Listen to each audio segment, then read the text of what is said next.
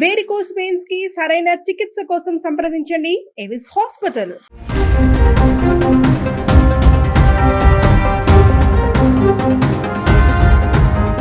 Bollywood star Saif Ali Khan పైన దాడి విషయంలో రోజుకొక ట్విస్ట్ చోటు చేసుకుంటుంది. సైఫ్ అలీ ఖాన్ పైన నిజంగా దాడి జరిగిందా లేదా ఆయన నటిస్తున్నారా అనే అనుమానం కలుగుతుంది. నిజంగా ఆయన కత్తిపోటుకు గురయ్యాడా? 6 గంటల పాటు ఆపరేషన్ జరిగితే 4 రోజులలో అలా నడుస్తారా? భారత్లోకి అక్రమంగా చొరబడిన వ్యక్తి సైఫ్ అలీ ఖాన్ ఇంటికి ఎందుకు వెళ్ళాడు? నిందితుడు మొహమ్మద్ షరీఫుల్ డబ్బుల కోసం దొంగతనం చేయాలనుకుంటే కత్తి తీసుకొని ఎందుకు వెళ్ళాడు? అసలు సీసీ కెమెరా ఫుటేజ్ ఏమైంది? పని మనిషి ఎందుకు మాట మార్చింది? సైఫ్ అలీ ఖాన్ పోలీసులకు ఇచ్చిన స్టేట్మెంట్లో ఏముంది? దీని వెనుక మిస్టరీ ఉందా?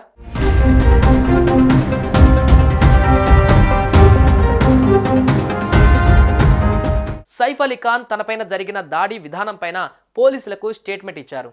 అందులో కొన్ని కీలక విషయాలు చెప్పాడు. నేను, నా భార్య కరీనా కపూర్ ఖాన్ 11వ అంతస్తులో బెడ్రూమ్లో ఉన్నాం. ఆ సమయంలో మా ఇంట్లో పనిచేసే ఎలియామా ఫిలిప్ గట్టిగా కేకలు వేసింది. దొంగ మొహమ్మద్ షరీఫుల్ నా చిన్న కొడుకు జహంగీర్ జెహ్ నిద్రపోతున్న గదిలోకి వెళ్ళాడు. కత్తితో ఆ దొంగ జెహ్ను బెదిరించాడు.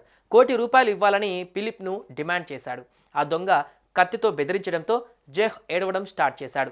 వెంటనే ఆ దొంగ నుంచి జెహ్ను రక్షించడానికి ఫిలిప్ ప్రయత్నించింది. ఆ టైంలోనే దొంగ ఆమెపై కత్తితో అటాక్ చేశాడు.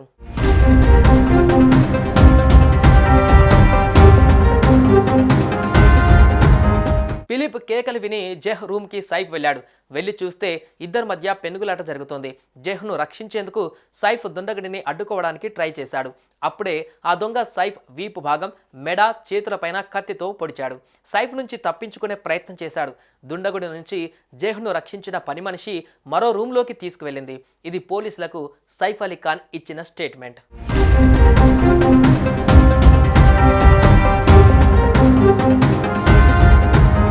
సొంత మనుషులే సైఫ్ అలీ ఖాన్ పైన దాడికి ప్లాన్ చేశారనే వార్తలు బయటకు వచ్చాయి. వాస్తవం ఏమిటనేది పోలీసుల విచారణలో తేలాల్సి ఉంది. సైఫ్ అలీ ఖాన్ ఇంట్లో చొరబడ్డ వ్యక్తి బంగ్లాదేశ్ నుంచి భారత్లోకి చొరబడ్డానికి కారణాలను తెలుసుకోవాలి. సైఫ్ అలీ ఖాన్ను అంతం చేయాలనే ఉద్దేశంతోనే బంగ్లాదేశ్కు చెందిన వ్యక్తితో ఎవరైనా ఒప్పందం చేసుకున్నారా అనే అనుమానాలు కలుగుతున్నాయి. సైఫ్ అలీ ఖాన్ పైన దాడి చేసిన వ్యక్తి పైన అంతకుముందు ఎలాంటి దొంగతనం కేసు లేదు.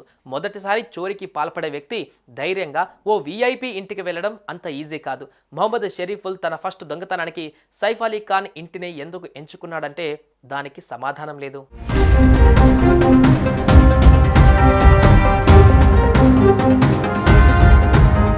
సైఫ్ అలీ ఖాన్ ఆసుపత్రి నుంచి డిశ్చార్జ్ అయి వస్తున్న విధానంపైన కొంతమంది అనుమానాలు వ్యక్తం చేస్తున్నారు. తీవ్రంగా గాయపడిన వ్యక్తి ఆరోగ్యంగా కనిపించడం పైన కాంట్రవర్సీ కామెంట్స్ చేస్తున్నారు. సైఫ్ అలీ ఖాన్ వ్యవహారం పైన మహారాష్ట్ర మంత్రి నితేష్ రాణా మాట్లాడుతూ ఈ సంఘటన నిజమా లేదా ఆయన నటిస్తున్నారా అని ప్రశ్నించారు. అతను డిశ్చార్జ్ అయిన తర్వాత చూసినప్పుడు అతనిపై నిజంగా కత్తిదాడి జరిగిందా అనే అనుమానం వచ్చినట్లు చెప్పారు. శివసేన నాయకుడు సంజయ్ నిరుపమ్ కూడా దాడి ఏ విధంగా జరిగిందని ప్రశ్నించారు. సైఫ్ కుటుంబం ముందుకు వచ్చి దాడి గురించి పూర్తి వివరాలు వెల్లడించాలని, సైఫ్ పైన దాడి తర్వాత ముంబైలో శాంతి భద్రతలు కుప్పకూలిన వాతావరణం ఏర్పడిందని, మహారాష్ట్ర హోంశాఖ విఫలమైందని, ముంబైలోని పౌరులు సురక్షితంగా లేరని అన్నారు. 6 గంటల పాటు ఆపరేషన్ అయిన వ్యక్తి నడిచే స్థితిలో బయటకు రాగలరా అని ప్రశ్నించారు సంజయ్ నిరుపమ్.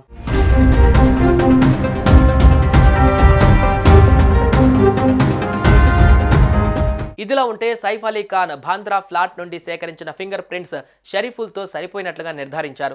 నిందితుడు భవనంలోని 11వ అంతస్తు ఎక్కేందుకు ఉపయోగించిన డక్ట్ పైప్ పైన, గది డోర్ హ్యాండిల్, బాత్రూమ్ డోర్ పైన వేలిముద్రల్ని గుర్తించారు. అయితే సైఫ్ అలీ ఖాన్ ఇంటిలోని సీసీటీవీ ఫుటేజ్ని దొంగ తన కొడుకు షెహజాదులు ఒకరు కాదని, ఇద్దరు వేర్వేరుగా ఉన్నారని నిందితుడు తండ్రి రూహుల్ అమీన్ ఆరోపిస్తున్నాడు.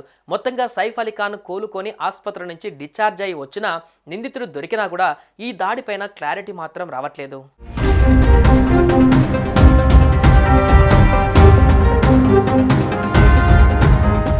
సుమన్ టీవీలో మీ పర్సనల్ అండ్ బిజినెస్ ప్రమోషన్స్ కోసం కింది నెంబర్కి కాంటాక్ట్ చేయండి.